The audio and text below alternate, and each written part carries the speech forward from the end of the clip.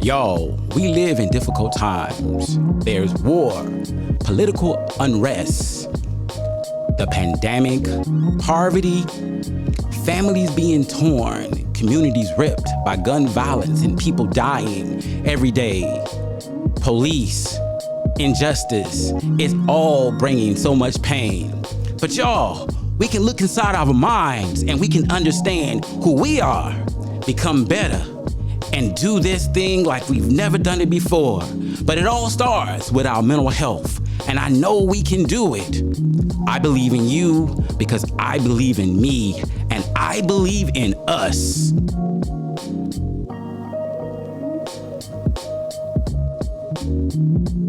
Welcome to another episode of Therapy is Life, where thinking, feeling, and experiencing well-being is what we do. So we gonna feel what we never felt before, think what we never felt before, because the sun is sky high. Sky high. Sky high. You got to quote it. All right. See what I'm saying? Yo, what's up, peeps? How you doing? This is June 2025. I believe it's Men's Mental Health Month. We just jumped into this and it's already getting hot, but I don't want to take my clothes off. So, Malzy, how you doing? I'm good, man. Peace to the people. Peace.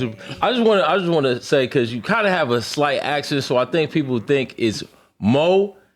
I've seen in the comments people Mo, they say M-O, is Maul. M-A-A-L. It's just more. for all the people, yeah. It's love. more. I see the good comments that they putting down, but they keep saying Mo. It's not Mo, it's Maul. So It's Maul. Yeah, it Peace is and love to Maul. the It's people. Maul. Gee, I do have a little bit of accent. I got to tell you, man, I grew up in the South. In my early years, I spent a lot of time. I think one of my babysitters might have been Geechee and Gula. Oh, word. Yeah, man, I spent a lot of time in the country That's beautiful. with those kind of good folk. Yeah. I used to eat some okra, Yeah. Fried. fried. That was some that's good the best stuff, way. bruh. And I used to get that blackberry pudding and all that. Man, oh my gosh. Good food, man. Good food out there in the country. Good culture. Yeah, yeah. So we have Nisha Gilmore. Yes. Thank you. And you are, tell us a little bit about yourself. Okay. Man, let's see. I've been in the mental health, behavioral health arena for 10 years now. I started off doing drug counseling, and that was very interesting on the cusp of Miami. Different drugs out there, and then I transitioned. I've been here in Cleveland for about 8 years, so I am a licensed clinical social worker. I do psychotherapy, specialize in adolescents and families. I love the families, keep them together. Amen to that. Hey, look, man. Y'all ready? She is Therapy is Life, right? Yes. You get the whole idea. Embodies it. You Yeah. embody. It's good to have you on the show Thank you. and everything. Honored to be here. What do you like to do for fun? Fun. I am a traveler. I am a traveler. Anything that I could stamp that passport, I'm know ready. that's right. Ready and willing. I love to explore outside of just what we've kind of been exposed to. I love that exposure. Right. That's you know what's up when you think about traveling. Yeah. One of the first times I got to travel out of the country, my preconceived notions about the place I was going was so different than the reality of my experience. And you know where that place was? Where? It was Germany. Okay, Really? okay. H. Heissing Gerot. Was is das. But what is that? I heard they love us over there, man. Man, listen. I heard it's mad love. Listen, I was in the military. Okay. Oh, I definitely heard about some military experiences in Germany. Yeah, I heard y'all had big fun over there. Gosh, man, look. I'll tell you about this one night. And I'm in Germany in the middle of the summer, and I'm a non-commissioned officer, NCO, or sergeant at this particular point in time, right? So I get to go to the NCO club, non-commissioned officers club. And when you get there, they playing, of course, it's on the military base. They playing all this, black music. It's like going, and you see these German women and the way they are dressing themselves and the way they're trying to do their hair. It's like they're taking their blonde and their brunette and they're trying to make it look like a black woman. American culture. Wow. And we started a little vampire-ish,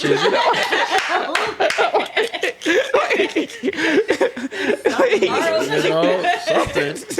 So I'm sitting there like, wow. And the people just loving. And one of the things that I found very interesting was, you would hear some dialogue about the people there being somehow resistive to us or not being warm or kind. Right. But what I realized that was all about was a lack of desire or motivation to attempt to speak the language and engage immerse yourself in their culture. Right, when in Rome, do as the Romans do, right? So so when you did that, you had no problem. Okay. But bruh, I had no problem. That's deep. That's beautiful, though. So, but anyway, you want to say anything else about a trip? Oh, I mean, Real quick? I can relate, just as far as traveling abroad and being able to, experience other cultures and really it enlightens you. You get a different perspective on life. And then it also, in some cases, can make you appreciate what you have, Exactly. When you see other people don't have things in abundance that you have here in the States or whatnot, and, it can make you appreciate that. So I as well love to travel for sure. Yeah. You got anything to say on that? I mean, I will say this.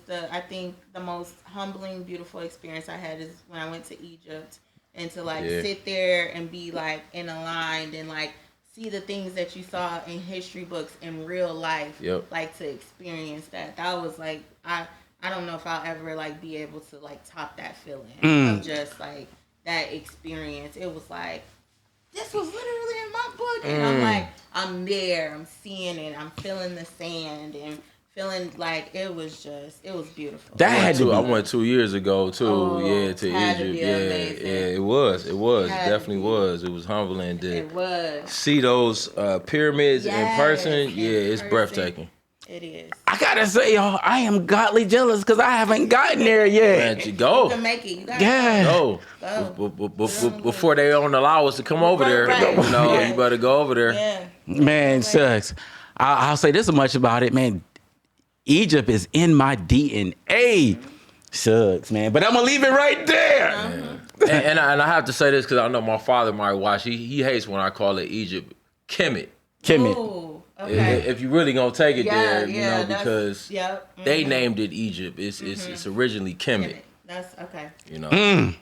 We'll say that for another day. We'll say that for another day. The misrepresentation of the black experience. There it is. Excuse me. Well, the Asiatic black man. Excuse me. All right.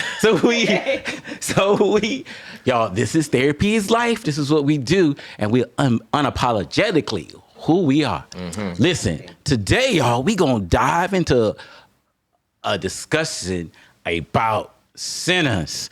In this first discussion, we're gonna focus on Sammy and the idea of ambiguity and ambivalence and evolving into who we are as an individual and how Sammy helps us kind of walk through that process in understanding his passion and gift and the choices he had to make and becoming the person he would ultimately become.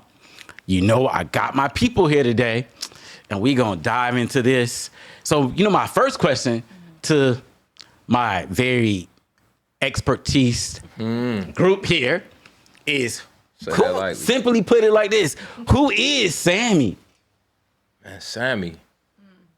I think Sammy is a representation of, an artist who was granted a gift, and the gift was the gift of music.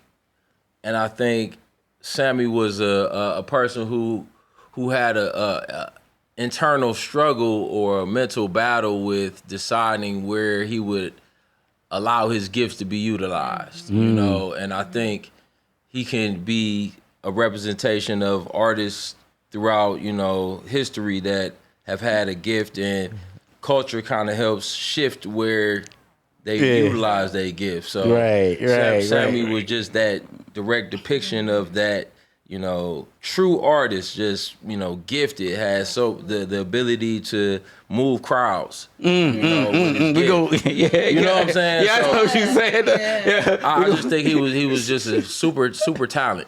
Yeah. Gotcha. Yeah. Oh, When I thought of Sammy, I thought of the word a conduit, right?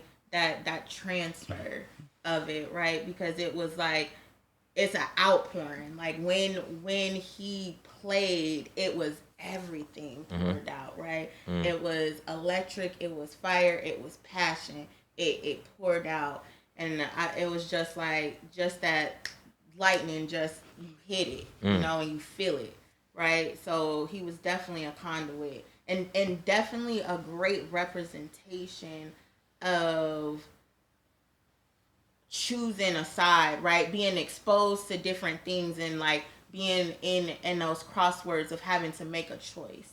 So I love what y'all saying. You know, to add to that, Sammy, he kind of reminds me of a young man who has a passion and is around 20, 21 years old. Young man. And the purity of his position. And, you know, oftentimes when you talk to young people, there's this part of them when you talk about potential dangers as if those dangers don't exist. yeah. And you're trying to pour into them and tell them, but it's like, you know, this is how I feel. Yeah. Right. This is where I'm at. Yeah. Right. And that piece, I think, you know, a lot of times as a father, I find myself, you know, seeing my kids as they get older in that space and wanting to fix it, but then saying to myself, you had to let them go through the process. Yeah, go through the process. He you know, and such fire. But to get a little bit deeper into y'all, what y'all was saying about him being the conduit, being this instrumental person, what do you think, like, what does Sammy, we had to label it, what do you think he represents? I mean, is he what we might consider an African Jali, or what would the French call it?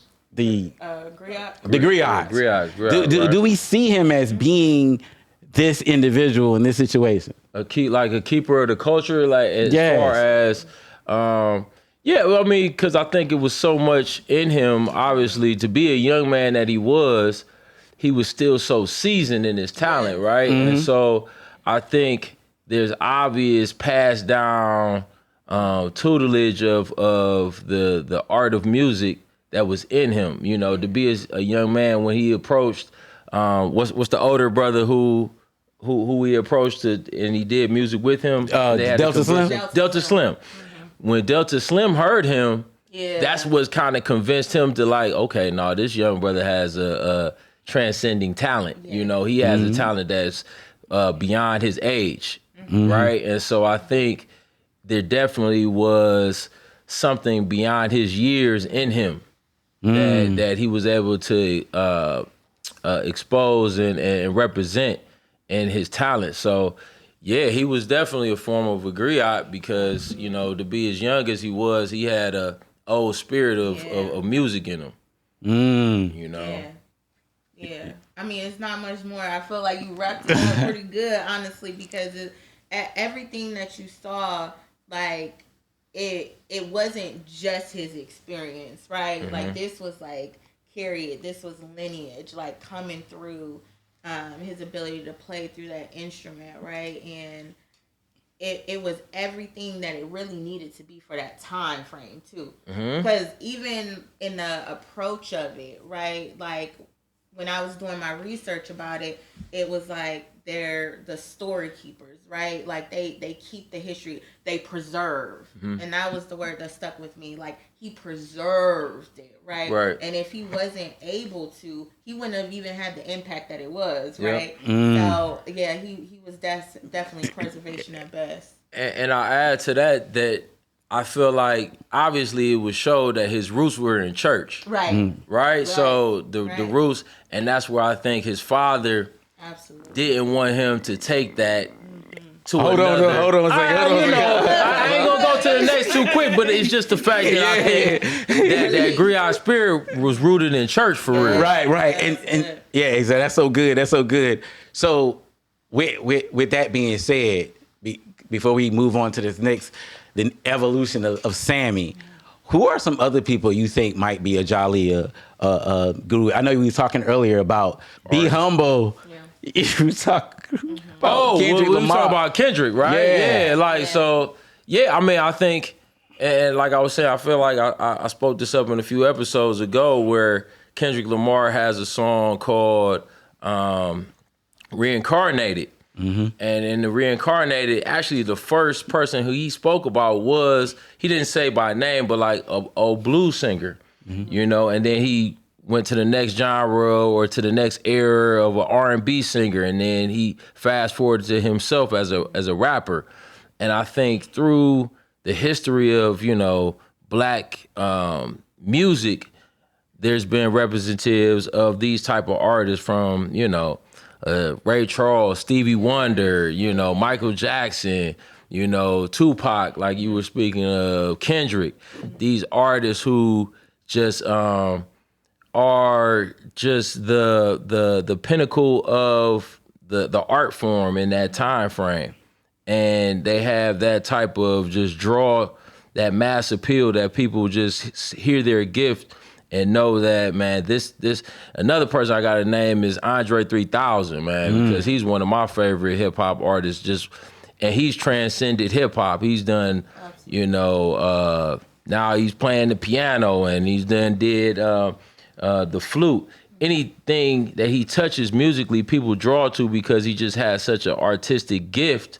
And these people just have such an artistic gift that they feel like they can kind of shape the culture in that time frame. Right. And you know what? And you didn't say it, but Louis Armstrong, man. Okay. Like, why do I feel so black and blue? one of the like main founders of jazz music. Like, yeah, exactly, man. In the 1920s, right? You think about that. That's during the Harlem Renaissance, and we think about the Zora Neale Hurston's and the Langston Hughes and poets. The poets, yeah. So, so we think about that and these messengers and everything. So, do you want a revolution? Wood. Do you want a revolution? Wood. There you go. Jukebox. Yeah. So, Kirk Franklin for sure. Because Kirk Franklin is one of those like he shaped where gospel music was going. Into this time frame we in now. And to your point, man. And to your point, it's not just that they are musicians, but I think what the Jolly does, I think they provide us a way in storytelling to maintain our values, our cultures, our belief, our spiritual essence.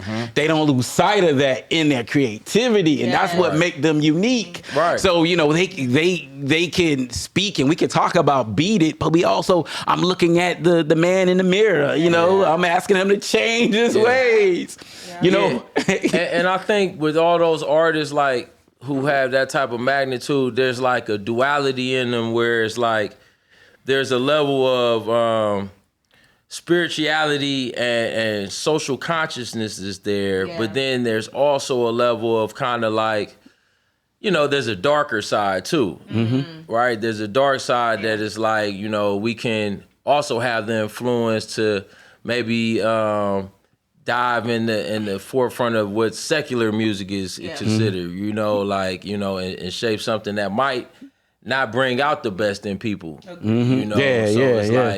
It's like that torn, what side do I stand on the forefront of, It's kind of like that. I mean, like, cause Lauryn Hill, she's another artist. I agree. Yeah, got that.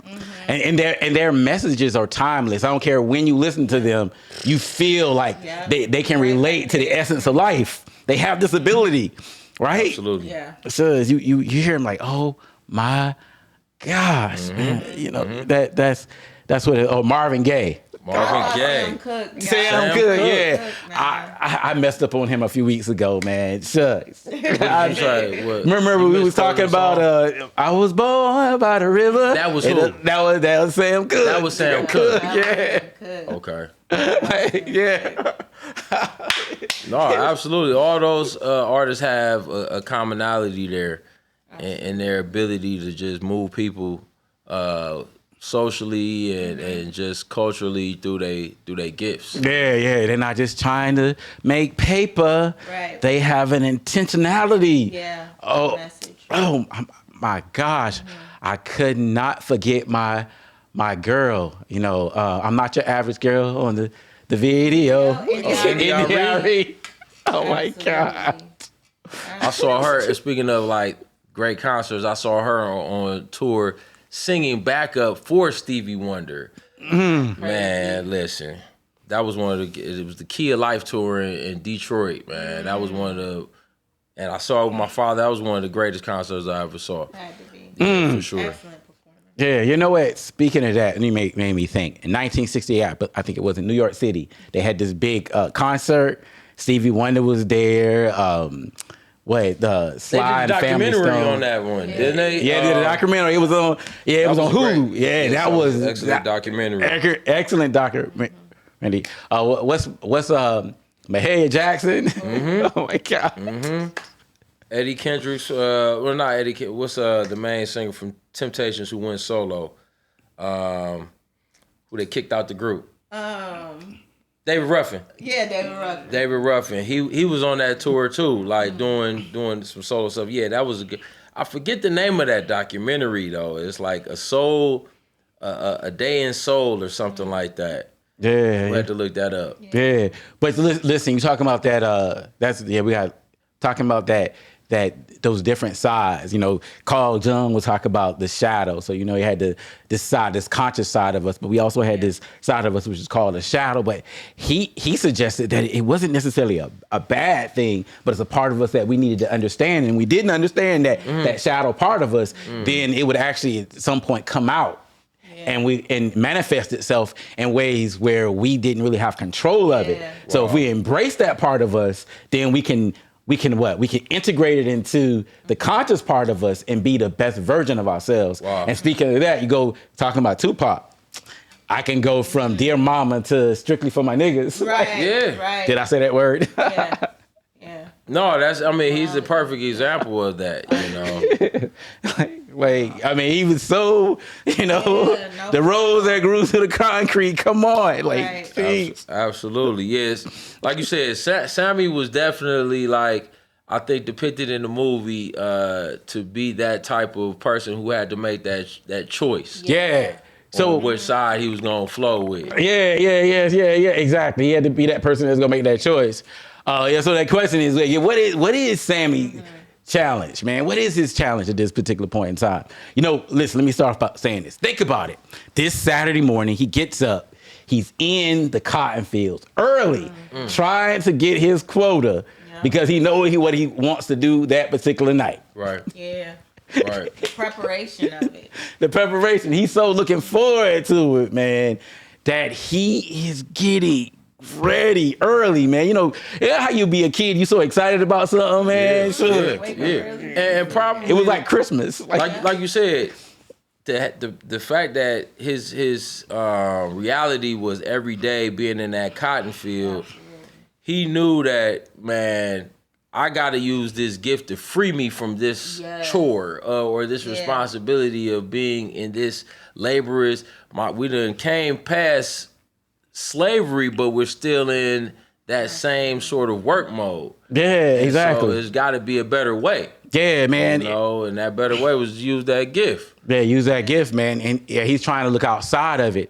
And, and then you have his spiritual aspect, that's going on with him.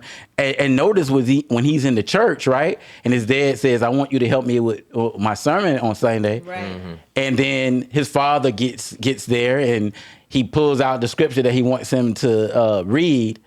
And Sammy opens it up. He starts to read it. But then notice Sammy closes the Bible and continues to say the scripture. So he knew the word. in him. It was in him. It was in him. There is no temptation that has taken you, but that which is common to man. For God will make a way to escape, so you might be able to bear it. It was in him. He had it. Right. Yeah. You know what? Quiet is cut, man. There might be some jollies in this room today. Ha! Hey, listen. It's a heavy crown, right? Right. You know, it's a heavy crown to carry because when it's in you, and you know that helps you to propel you through life. You know, having that word in you, having that spiritual grounding in you. Absolutely. Exactly. You know, having a higher power guiding you through. Yeah. Exactly. Yeah. And so Sammy had the challenge of the church and what he felt spiritually, and he has the calling of the music. And his cousin had got him that dope guitar from a blues player, famous blues player. Which one? Stack or Smoke? Who gave him that? I think it was Stack. I think it was Stack who gave him. Okay. Stack told him the story about where they got it told from. him how he got it. Yeah, Okay, right, And so that even made it more. That was a dope guitar. I ain't never seen no guitar like that before. Man, But listen. even if you think about even that concept, like people recognize the gift, right? Let me gift this to you. I'm investing in your talent, in your gift, right? Just to recognize that, right? Because you could be out on the road and get anything for anybody, but the fact that he saw it and was like, "Nah, this is for you." Right, This is what I'm exactly. gifting For you. You know what I mean? So even like when you think about the challenge of it, it was like it was coming from all sides, right? Because he was being influenced on all domains, right? Correct. Nothing was discriminating against him. Everybody recognized what he had, right? And I think like sometimes we forget like talent does not discriminate. It can be gifted to you, but it's how you utilize it. And Exactly. that's where he was at. you know what I mean? Yeah. Like, And where I'm gonna take this. You yo, know? and he reminds me of one of those kind of individuals. You know how you can give somebody something and like, and you know you expect it back. Yeah. But he's one of those kind of people that you saw that he had the work ethic, the spiritual awareness, and the drive to be good at what he does. And so it's like you can invest in him without even look, because I know he gonna do something good with it. Yeah. Right. Yeah. Like- Almost compelled. Yeah. So it's funny that you bring that up, the fact that his cousin was the one that gave him the gift, right? So, you know, from a spiritual standpoint, some people might look at that may have been the invitation from the devil, though, right? From the center aspect of it, because it's like his father was being the preacher was That's true. compelling him not to go that route. Right. He was Right. begging him almost not to go that route. But then here comes the cousin, you know, with, you know, he might have had pure motives or maybe even quote unquote good motives towards what he was trying to do, but where did it really lead him? And so it's like sometimes from a spiritual standpoint, you know, the devil could tempt you into the wrong direction, you know, a path that may be towards the dark side, you know. And so I think that was when you said what was his challenge, I think that was literally like that crossroad of, do I listen to my father? Do I stay on the spiritual journey? Or do I follow, you know, the temptation of getting out here in the world and using my gifts on another calling? You know, so I think that's where it allowed us to have our own interpretation related to that. And I think a lot of people, especially from a Christian spiritual standpoint, view that as, you know, he ended up doing a deal with the devil. But you know what? So, you know, I want to hit that, but there's a couple words I want to bring up, I think, that are important. The first word is ambivalence. You know, so ambivalence is when you're bouncing between these two ideas. And you're trying to ponder them, and the crossroad is that place. And when I think about a crossroad, it is two lines like the cross.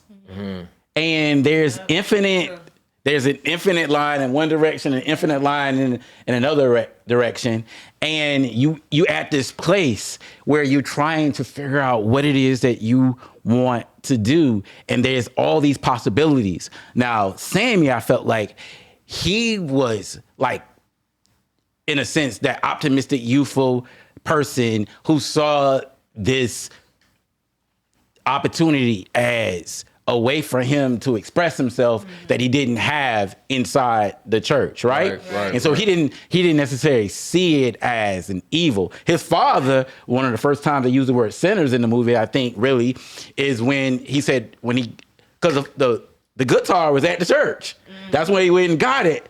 And when his father was exploring with him what he was going to do that night, and got the guitar, he was like, you know, you're going to be there at that juke joint, and you're going to be with those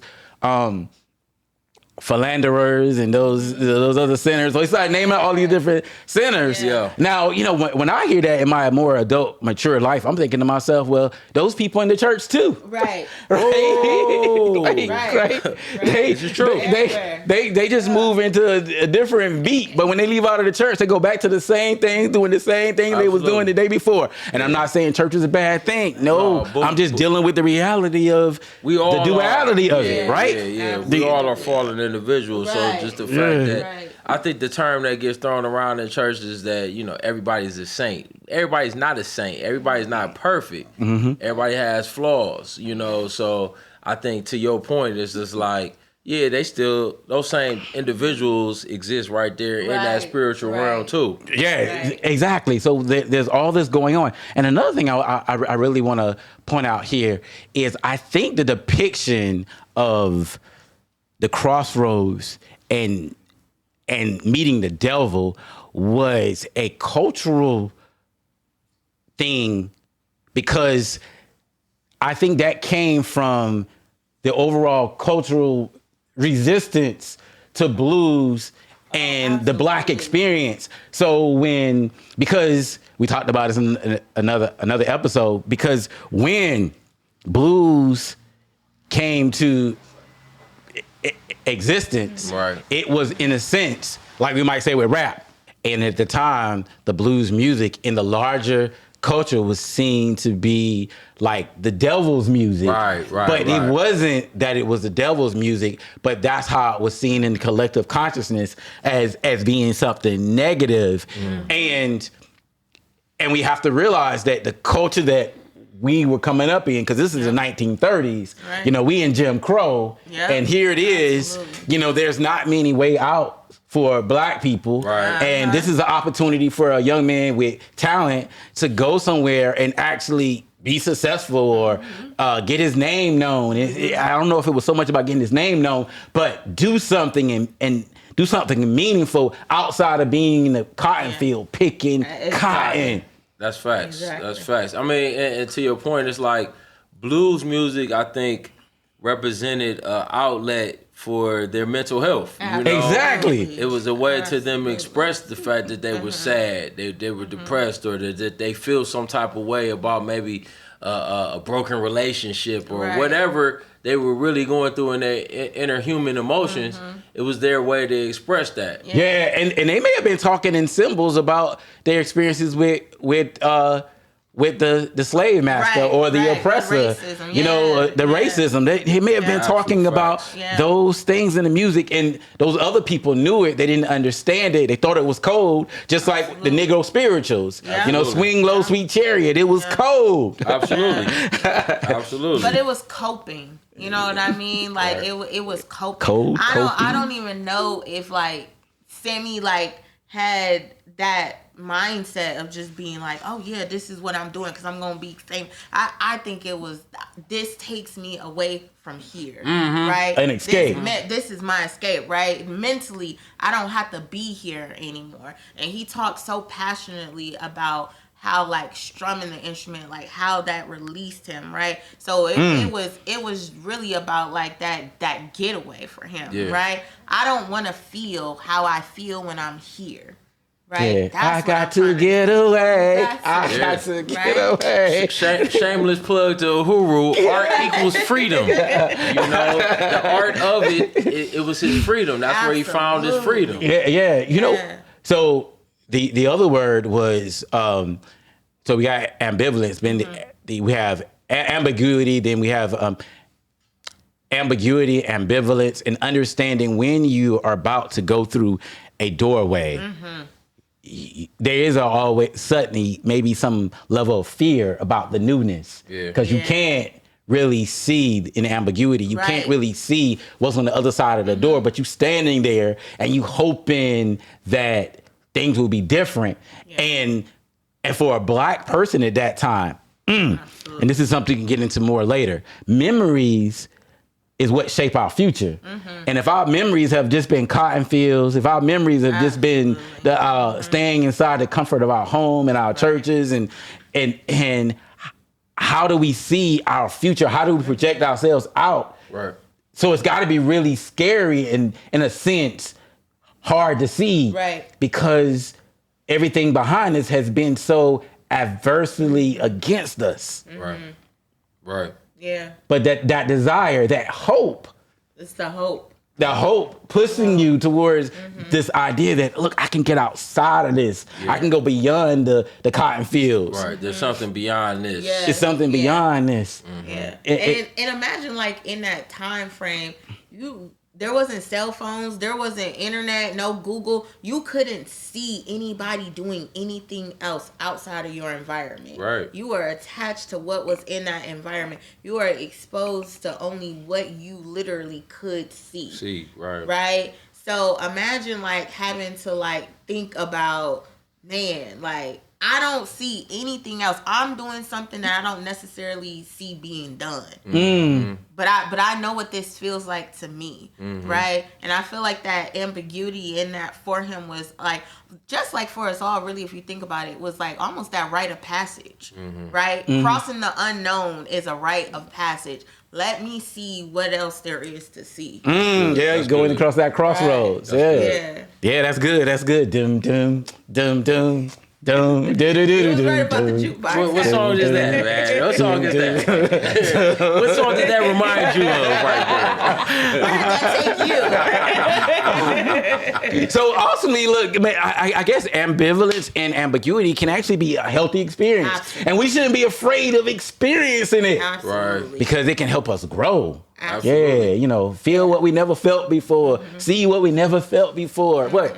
Woke up and saw the sun sky high. Yeah, come on. I know, y'all. Oh my God.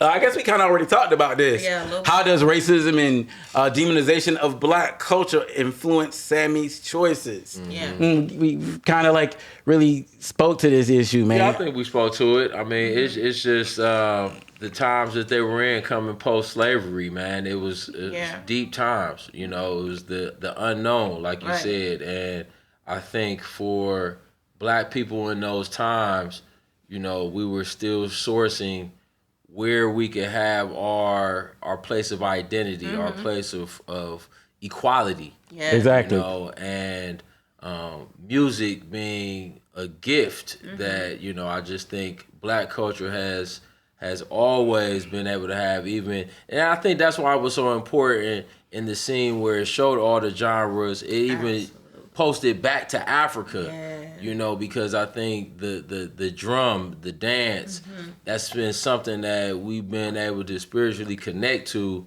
through our roots. And so I think, you know, the racism was the fact that there was a culture that didn't understand that for us and was scared of that to an extent. And so they wanted to try to suppress it as much as they could and control it. Right. You know, Absolutely. and that's going on in even today's time. They found a way to control it through capitalism. Absolutely. And dictate how it shifts our culture. Right, right. Because they know if we get full control of it and we can utilize it for the good of our people, you know, it might empower us even more. Agreed. Hey, you know what, man? There's a story in the Bible very early on in the book of Genesis, there are two trees in the garden, the tree of life and the tree of good and evil. And however you want to understand the story, I think it speaks to this. But they chose to eat from the tree of good and evil instead of the tree of life. Well, I think in life, oftentimes there is good, there's life, but sometimes we are driven towards the good or the evil concepts in a way that takes us from our real true journey. I oftentimes tell This enticing. Enticing. I oftentimes tell people when they come in my office, like single women, I'll tell them in a minute. I was like, your problem is you're like that broccoli. You're like that superfood that's on that aisle that nobody goes down. And so they go into the junk food aisle. And so many of us get enticed to go to the junk food aisle, the processed stuff. But the real stuff, we don't get to. So, you can have these great artists and sometimes they may never be heard because they actually spread life. And I'm not saying they actually spread life. Right. But the stuff that spreads death and destruction, pain, sorrow, hurt, man, that's everywhere. Yeah. And I think that's been the story from the very beginning. In abundance, right? It's in abundance. And I think it's a familiar place for a lot of people. Like people are drawn to what's familiar to them. So a lot of times pain and suffering and these trauma feelings are familiar places for people. And so they're more gravitated to that sometimes because it feels like that's common ground. That's like a place that I maybe even deserve to be in instead of deserving to be in that place of life. And prosperity or just ambitious thinking, that's beyond what they can see, sometimes. So I think that's where it feels safer sometimes to go to that side than it is to go to the side that speaks to being a higher level of yourself. Right. I mean, there's that saying, right? Like, stick to the devil, You know what I mean? Like, but it's the devil. Right. But still, like, why would that bring you comfort? Because you don't know what's on the other side. And I think it all kind of ties into the same thing. Like, sometimes we are afraid of the unknown. Sometimes, and we don't always want to do the work, to be honest. That's good. You know what I mean? We might know that, man, this really isn't what I want, right? And I always challenge people to, okay, you're saying that you want this, but do your actions align with what you're saying you want, right? And I think a lot of times it's really hard for people to like have that follow through on it because like you said, like if I go to that aisle, I know the junk food might not be healthy for me, but it tastes good right now. You know what I mean? Like I want the good taste. I want that instant. We struggle with instant gratification. We struggle with it. So it's like, man, like I could go be healthy later. And I think that's one of the issues. We always think that we'll have like more time or later to get it right. But sometimes we get so far off that path that course correction come heavy. Exactly, man. Exactly. Yeah. So in closing out this episode, man, sis, how do you see yourself in Sammy? I'm going to admit I hated this. I hated the thought of this, right? Because when you like to see ourselves, generally we like to think of all our great aspects, right? We like to think of all the things that we get right, that we do right, the things that's like, man, this came up and I faced that challenge. You know what I mean? And like really you have to look at the things that's like maybe not going the way that you want it to go. Maybe my actions aren't aligning with what I want to, you know what I'm saying? What I say that I want or whatever. So it's like that self-reflection. So I, even at my big age, I feel like that level of ambiguity sometimes, like it creeps up depending on what it is. You know what I mean? Right. Like maybe in this area, I'm really, really strong. I'm great. I got it together. Ooh, excellent. Thumbs up, right? And in this area, not so much, right? Like I need to, I keep hitting the wall and kind of keep making like the same mistake. And, you know, I could be challenged in being afraid to explore something different because it is more work. So that's how I see myself, where it's like sometimes like I just like you get so tired by everything else. do I really want to put in the extra effort, energy, and the discipline that comes with a different result? You know? And if I'm being honest, sometimes I don't always want to do that. Yeah. You know? Sometimes, right? So No, that's good. That's me. That's good. Yeah, exactly. Yeah, I can relate, to pretty much everything you just said. And I can see myself more in my when I was a young man, when I was in my 20s, when I was really just trying to figure out who I was going to be, right? And I think you evolve through life and always have to make that decision as you seasoned and new seasons of life come, where it's just like, okay, what stage, what realm do I want to travel in now? Like, how do I want to utilize my gifts and talents, and what direction do I want to head in? And I think that's something that you will always experience through life as you go through different stages and seasons. I think as you age, life experiences give you more wisdom on how to navigate that path. But especially as a young man, I made plenty of mistakes, plenty of wrong decisions. But I have learned that through those experiences, it's taught me things through life, and it's gained me wisdom. So I think it's something that I'm more so am not as afraid to embrace and lean into now. I understand that these are a part of life to teach me things. Yeah. Yeah, you know what? Yeah, you know what? Listen, y'all, I'll say this because I love everything you guys are saying. I mean, to feel that ambiguity, to be in that place of ambivalence and questioning yourself, to deal with that internal you and that external you, because the internal you I feel oftentimes is different from the external you, because the external you is that front stage behavior that everybody sees. And, and checking off all the boxes. But the internal you, like me, just feeling good about what I do. Being in church, at some point, church really worked for me.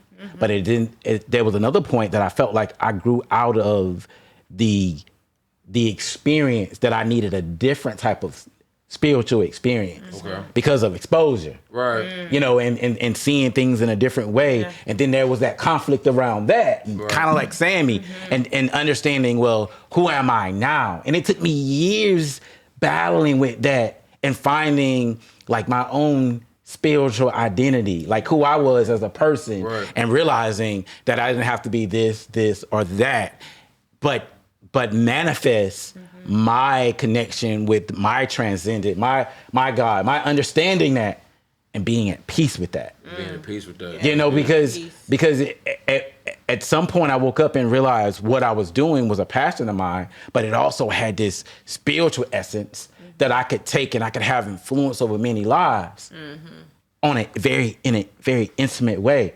And that to me was like so spiritual for me. Oh yeah. That's good. Beautiful. Yeah. Y'all, any other comments, thoughts, feelings, ideas? No, I feel rested. I feel settled. Listen. Agreed. Yeah. Listen, if y'all like this episode, if you haven't seen Sinners, I hope you'll go out and see it. If this has helped you grow in some way, then remember this message. Ambivalence and ambiguity are real. Find your passion. There will be challenges, but walk your path, because your destiny is always in front of you, not behind you. Thank you. And don't forget to like us, subscribe, and leave your comments in the comment section. Thank you, peeps, for being here today. All right. Thank you. Talk to you soon. Peace. Peace.